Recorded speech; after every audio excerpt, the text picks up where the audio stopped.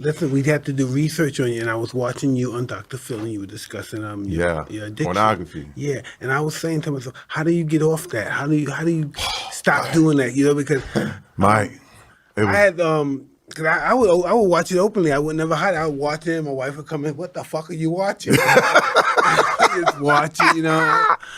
And then when he was expressing that, he was hiding. I said, "Why? Why did he hide from it? You know, why did he hide, you know? See, man. Let me tell you something, man. Mike, I knew I had a problem, dude. I was like, because the thing is, people say, man, look, pornography. Hey, man, it's natural. Like, I'm a man, so it's natural. I don't know. No, that's interesting. I have to comment on that. But that's what people say. They say it's natural, right? Because I don't know, because I want to do weird stuff with my wife. My wife looks at me weird sometimes. I want to do some weird shit. You know what I mean? And I guess that freaked out a little bit. Eventually, I stopped watching. It stopped watching because I know she was stuck. And I guess my son or somebody one day came by, used my phone, and saw porn on the phone and shit. So I just had to stop. We got really out of hand.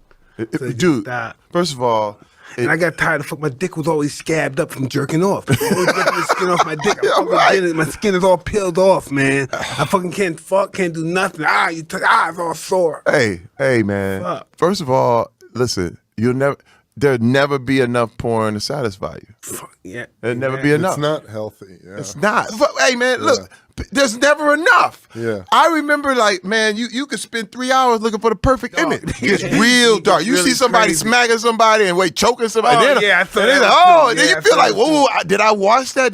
Was I a part of that? There's so because much you watched fucked up shit out there. And listen, it gets darker and darker and darker. I'm watching, I'm scared somebody's going to check in on me and say, Mike is watching crazy shit and the whole world's going to see me watching this shit. I have a daughter, and my fear is that, she's in school and some kid who has a phone fucking shows her some video or something. I've heard stories from parents about their kid is on a school bus, some innocent, 12-year-old girl, and some fucking asshole boy takes his cell phone and shows her some fucking porn video. Evil. And just scars the girl. But in situations like that, we live in this world, and he's just gonna have to get a visit from her brothers or cousins or something. And somebody have to explain, because certain things like that we have no control over. When they're in school, we have no control over. I know. I said this, and it's funny. I said this at a women's conference, which blew everybody's mind.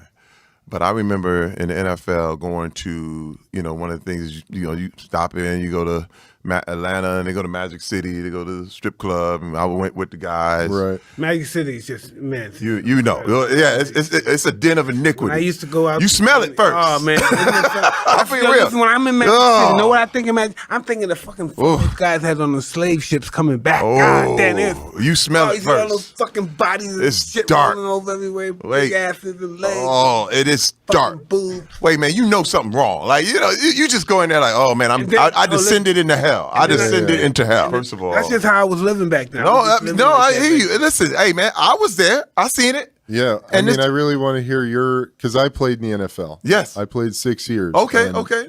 The culture is so much what you're saying. You understand? And to hear you talk about it, it's like every guy coming out of football is trapped in this psychological prism of how you're supposed to be. I'm gonna tell you. That's that toxic masculinity. When I say toxic, but understand, like when I say because you think I'm at the strip club, it's natural. But what's happened? This is what I said at the women's conference. What happens is you see the girl and she's doing her thing, but then she starts talking, and you're like, "Why are you talking? Shh!" Like you're ruining it. And don't talk about your bills or your kids or hey, shut up. You know why? Because she's becoming a human.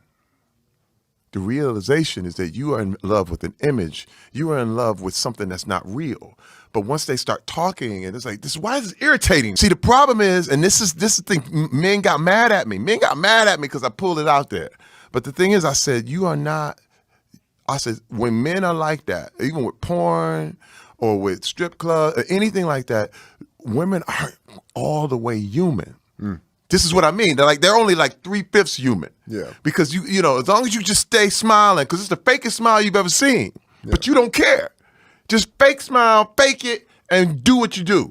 But the thing is that when somebody's not human, you can do anything you want to them. It's a fantasy. Yeah, You can do the same way with anything. slavery. You know, they dehumanized them. 3/5 human. But they're not human. This is not pain. This doesn't hurt them. And that's how No, we look they at can be women chained like up in the that. cold, no problem. And yeah, No. some women people do look at women like that. And listen, what's happening now? Like we did the Gillette commercial about toxic about that. masculinity, the whole thing, and men flipped out. They were like, "Oh man, don't be telling us what to do," and the whole thing. But all I can really compare it to, because all we're saying is just be a good guy. That's what the Gillette commercial was. It's like, hey man, be a good guy. Yeah. Just don't dog people out. People got mad. Me was like, fuck you. Fuck you. I ain't being no good. No, I believe in humanity. I know. I believe in humanity. Well, and I men- believe people want to do good. I believe people want to do good, but some people just can't do it. But this is the thing. This is People the wanna thing, do it. I Mike. don't believe everybody's bad, but just some people. No, and let me can't tell you, do they're it. not. There are no evil people. There's only evil thinking. That's it.